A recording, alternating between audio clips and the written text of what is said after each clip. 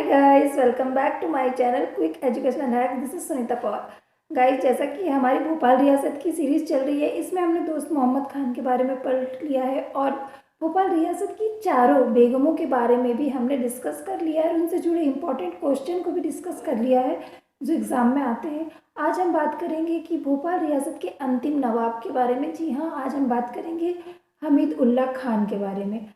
हमीदुल्ला खान के बारे में पढ़ना हमारे लिए इसलिए इम्पोर्टेंट है क्योंकि ये भोपाल रियासत के अंतिम नवाब हैं। इसलिए भी इम्पोर्टेंट है क्योंकि हमीदुल्ला खान का जो शासनकाल हम देखते हैं तो 1926 से 1960 के बीच का है। तो 1926 और 1960 के बीच का, तो इससे आप समझ सकते हैं कि भोपाल जब भारत स्वतंत्र था हुआ उस समय भोपाल रियासत पर किसका शासन था। जी हाँ, हमीद उल्ला खान नवाब का था।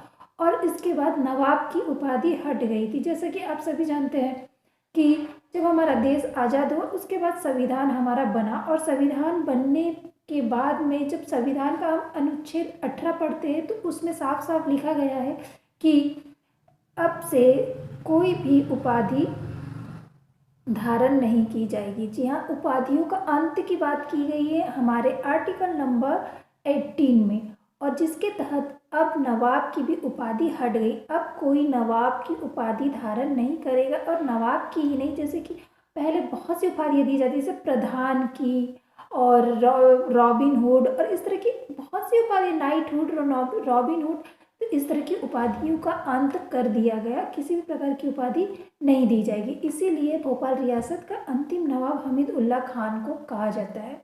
हमीद उल्ला खान को डिस्कस करना इसलिए भी इम्पोर्टेंट है क्योंकि हमीद उल्ला खान के समय ही मध्य प्रदेश में भोपाल जलियांवाला कांड हुआ था। जी हाँ, और इन्होंने ही के कारण ये भोपाल रियासत में भोपाल जलियांवाला कांड हुआ था। जी हाँ, जैसा कि आप सभी जानते हैं, भारत में एक जलियांवाला कांड हुआ था अमृतसर में, जिसे सभी लोग जानते हैं 1919 में, और एक हुआ था मध्य प्रदेश का जलियांवाला कांड और एक था भोपाल का जलियांवाला कांड। तो भोपाल का जलियांवाला कांड इन्हीं के द्वारा कराया गया था। जी हाँ, तो बात करते हैं जब भारत आज़ाद हुआ। तो जब भारत आज़ाद हुआ तो उसके बाद सबसे बड़ी समस्या आ गई कि जो भोपाल है, भारत जो है बहुत छोटी छोटी रियासतों में बटा हुआ था। तो इन रियासतों को इकट्ठा करना था। तो अब ये काम कैसे किया जाए? तो क्या हुआ, सरदार वल्लभ भाई पटेल ने विलय पत्र के द्वारा लगभग सभी रियासतें भारत में विलीन हो गई, पर कुछ 3 रियासतें ऐसी थी जो भारत में नहीं मिल रही थी, जिसमें से आप एक थी भोपाल की रियासत। तो भोपाल की रियासत खान की 2 बेटियां थी।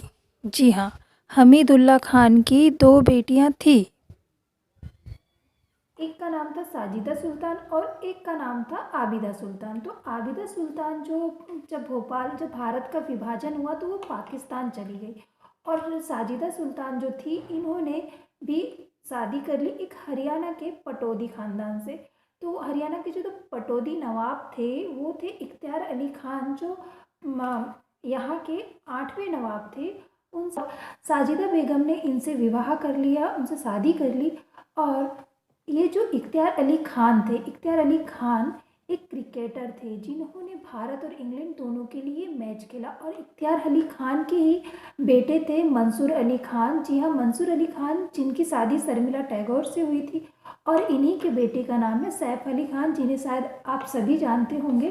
तो सैफ अली खान को आप अक्सर देखते होंगे कि भोपाल का कनेक्शन आप सोचते होंगे कि सैफ अली खान का किस तरह से है, तो इसी तरह से वो उनका ननिहाल कह सकते हैं आप, तो वो है। और ये पटौदी ख़ानदान के 10वें नवाब है। तो इस तरह से आज हमने हमीदुल्ला खान के बारे में पढ़ा, इनसे जुड़े इम्पोर्टेंट बातों को डिस्कस किया और मैंने उन्हीं बातों को आपके सामने रखा है जो एग्ज़ाम में जिससे क्वेश्चन बनते हैं। इसके अलावा फैक्ट बहुत सारे होते हैं, बहुत सारी जानकारियाँ होती है, पर हमें उतना ही पढ़ना है जो एग्ज़ाम में आती है। बाकी अननेसेसरी कुछ भी नहीं पढ़ना है क्योंकि पढ़ने के लिए बहुत कुछ है।